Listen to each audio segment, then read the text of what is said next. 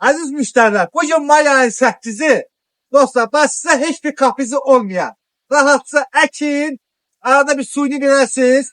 Hem sizə dostlar çölçəlik versin, hem kışın yaşıl versin, hem de meyve versin. Ağacımız ne dostlar? Yapon elçili. El arasından çubuğa kimi tanıdığımız ağaçlar dostlar. Babayla boyları 1 metr yarım alan ağaçlar dostlar. Qiymətləri 5 manat.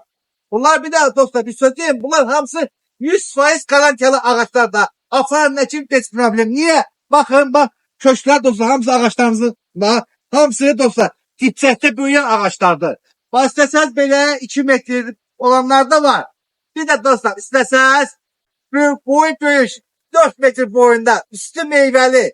Görmək istəyirsiniz? Görmək istəyirik Xaloğlu. Görsək görək. Nədir o eləmə? Ya dalımca. Xaloğlu, bu nə böyük belə banan ağaçlarınız var? Ha, bananların da boyu 4 metre. Bak bak. Xaloğlu bu kökü göstər bir dənə zəhmət olmuşsa. Bak əziz müştərilər bu kökün qalınlığına bakın. Bak boyu 4 metre dostlar. Üzerleri de bak bol meyve bak. Bütün budağı meyve daha. Bəlkə yıksam yalan olmasın. Bak süper. Tecizin bir ton meyvesi var. Şirdirəmi söhbədir. Bak dostlar bütün budakları bak. Her bir budağın üstü meyveli.